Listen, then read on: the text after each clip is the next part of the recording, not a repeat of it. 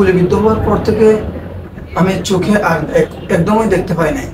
হুজুর আমার পুরা চিকিৎসার দায়িত্বটা শেখ আহমদুল্লাহ সাহেব হুজুরই নিয়েছেন আলহামদুলিল্লাহ।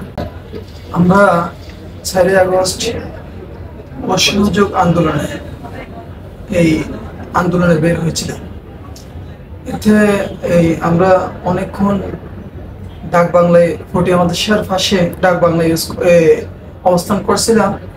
এরপর আমরা বাইপাস যাওয়ার পথে ছাত্রলীগের ছেলেরা আমাদের বিভিন্নভাবে আক্রমণ করে, পিছন থেকে এবং উপর থেকে, ছাদের উপর থেকে এবং বিভিন্ন অলিগলি দিয়ে ওনারা আমাদের উপর গুলি ছুটতে থাকে।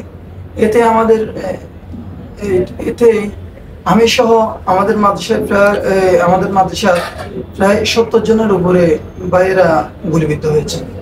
আমাদের ছাত্রলীগের আক্রমণের পর থেকে, আমি গুলিবিদ্ধ হওয়ার পর থেকে আমি চোখে আর একদমই দেখতে পাই নাই। এরপর থেকে আলহামদুলিল্লাহ আমাদের দিনী ভাইয়েরা বিভিন্নভাবে তাদের যতটুকু সমর্থ আছে ভাইয়েরা আমাদের জন্য বিশেষভাবে আমাদের মাদ্রাসার ভাইয়েরা সহ হাফিজাউল্লাহর দিনী ভাইয়েরা সহ সবাই আমার জন্য অনেক কষ্ট করছে। এমনকি চট্টগ্রাম সহ বাংলাদেশের ঢাকা উচ্চ পর্যায়ের যত হসপিটাল আছে সব হসপিটাল চেষ্টা করছে। তো লাস্ট পর্যায়ে আমি ঢাকা হসপিটালে যখন আসছিলাম তখন চোখে আমি একদমই দেখতাম না। তো আলহামদুলিল্লাহ এখন তো একটু দেখতে পাচ্ছি। তো এখন কিছুদিন আগে আমি ডাক্তার দেখাইছিলাম। আলহামদুলিল্লাহ আমাদের বড় বড় বাংলাদেশ আই হসপিটালের বড় বড় ডাক্তাররা আমাকে সিঙ্গাপুরে রেফার করছে। আলহামদুলিল্লাহ আমি এখন অনেক সুস্থ আছি, আমার ভাইদের হাতে আছে।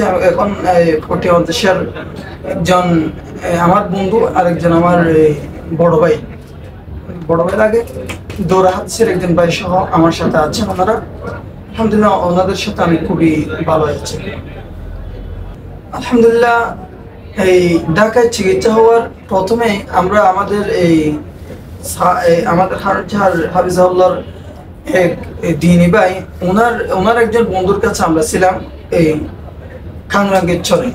এখানে কয়েকদিন থাকার পর এখানে পাসপোর্ট সহ আমার আইডি কার্ড সহ এখানে ওনার মাধ্যমে হয়েছে। এরপর আমরা বাড়িদার মাদ্রাসায় আসি। আলহামদুলিল্লাহ বাড়িদার মাদ্রাসায় আসার পর থেকে আমাদের মাদ্রাসার ভাইয়েরা আমার জন্য কাজ করতেছে। বিশেষ করে এখন আলহামদুলিল্লাহ বাংলাদেশে তো যা চিকিৎসা করার ছিল এগুলো সব শেষ। তো চিকিৎসা চলতেছে অলরেডি, আমাদের ডাক্তাররা যা ওষুধ দিয়েছিল এগুলো চলতেছে। এবং আমরা সরকারের মাধ্যমে বিদেশে যাওয়ার একটা প্রসেস আমাদের ভাইয়েরা চালাচ্ছিল। তো এইটা শেষ হয়েছে, মানে এখন সরকারে হয়তো কেমন করছে সেটা তো আমি জানি না। আলহামদুলিল্লাহ আজকে আমাদের আসুন্নাহ ফাউন্ডেশনের প্রধান আহমদুল্লাহ সাহেব হুজুর এখানে আসছিল বাড়িদার মাদ্রাসায়। হুজুর আমাকে দেখলেন এবং হুজুর আলহামদুলিল্লাহ আল্লাহ সুবহানাহু ওয়া তাআলার রহমত 2 লাখ টাকার একটা চেক দিয়েছেন। এবং হুজুর আমার পুরা চিকিৎসার দায়িত্বটা শেখ আহমদুল্লাহ সাহেব হুজুরই নিয়েছেন আলহামদুলিল্লাহ।